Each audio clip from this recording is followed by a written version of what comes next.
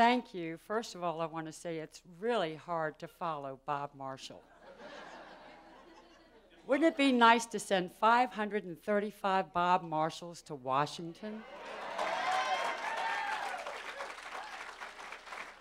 That's something we'll have to work on. I believe that there are some papers being passed out right now.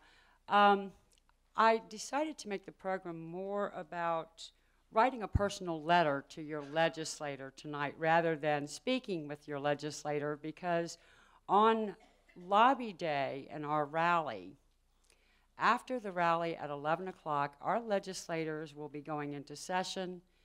Following that, they will be going into caucus. So the chances that you'll get to see your legislator face-to-face, which is preferable, but unfortunately it may not happen on the 18th. So we want to make sure that, number one, the most important thing you can bring with you that day on the 18th is a handwritten letter, well, or it could be typed, but a personal letter to your legislators asking for their support for HB 69, the Virginia Firearms Freedom Act, and HB 10, the Virginia Healthcare Freedom Act. I want to go over writing that effective letter. It doesn't have to be a long 10-page letter. Legislators have a lot of materials to read. They get a lot of long letters. They hear a lot of long speeches. We want to make it as short and as personal as possible. First of all, start out by letting them know if you belong to an organization. Mention your affiliation with that organization. Focus on one issue for your letter. If you're writing a letter asking for his support on more than one issue, you'll want to write a letter for each of those issues. Select one or two talking points or concerns that you have. I've attached to the document that was just passed out the talking points for both bills. If you're not already sure what your concerns might be or how you want to express those concerns, it might be helpful to read through those talking points. You can use those to help you when you draft your letter. Always, always use the bill number if you know it. Be personal. When you're writing a letter to your legislator, use language that you would use if you were talking to your neighbor, a family member. Well, maybe not a family member or a neighbor now that I think about it, because we don't speak very well about most of our legislators when we're talking to one another. But you want to be friendly and personal with them. Be positive and constructive. Do not use a form letter. Adapt it. There are so many form letters that come out from these organizations, and when a lot of those legislators get them, they won't even read them. They figure that there's some organization standing out there with a pen and paper, grabbing people on the street or at an event, getting people to sign. They don't even know what they're signing. They're just signing it to get them out of the way.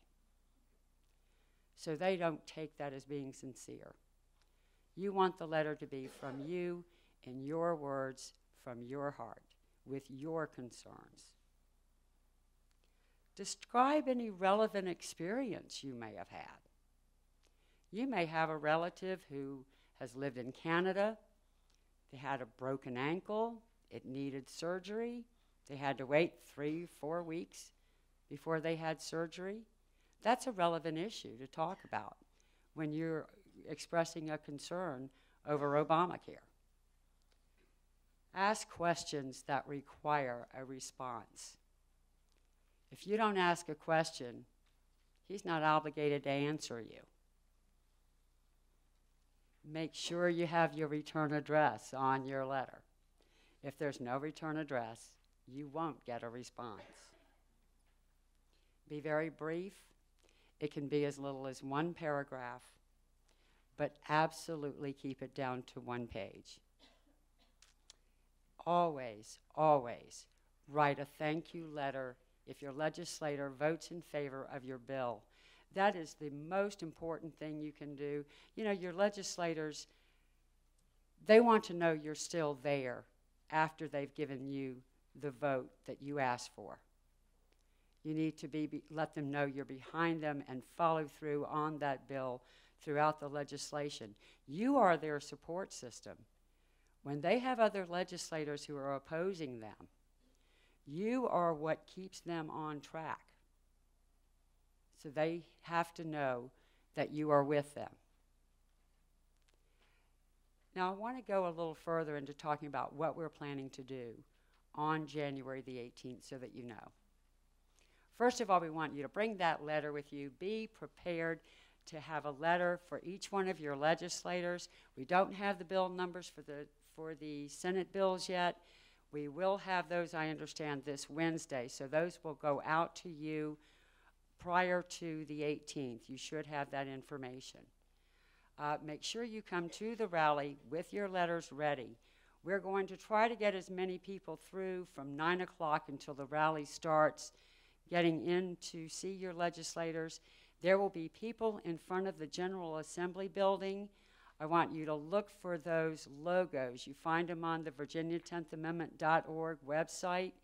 It's a V with an FFA for the Virginia Firearms Freedom Act, and the red V with the black HFA. Those logos are what we're using for our legislators to identify these bills throughout session. And we will have people in front of the General Assembly with lapel stickers for everyone. Make sure you wear those into the General Assembly when you lobby. We'll wear them at the rally. We'll wear them when we attend committee meetings, and any time we're in the General Assembly regarding these two bills. We want them to come to know and recognize them. The logo is being used on the briefs that are being issued to them in their packets on January the 13th. It's www.virginia10thamendment.org. That's VA10TH amendment.org. Now on the table, some of you, I've noticed you've already picked them up. There are some announcements about the rally, and it has the website on the bottom. So if there's any question about that, just pick one of those up on the table. It's a little small blue card, about a 5x8, I believe. Yes, those. Thank you. That has the website on it. You'll find all the information there. You can click on the link for legislation. You can find the full text of both bills. You can find the up-to-date list of co-sponsors on those bills. Some of them are already listed on the LIS listing on the website.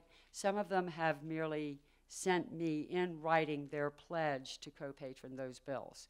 So it has the complete updated list. You will also find the talking points on both of the bills on the website. Any other updates or events that we're having surrounding these two bills will be under events on that website. And if you have any questions, you use the contact form. You'll be getting in touch with me. If it's a question I can't answer by myself, I'll be getting with some of the other coalition leaders that we're working with through the legislature, and we'll get back to you with an answer. Is there any other questions about these? Everybody understands. You're coming to the rally with your letter in hand. We're going to be ready to turn the General Assembly on its head. Hopefully we'll have thousands at that rally, and I look forward to seeing each and every one of you there. Thank you.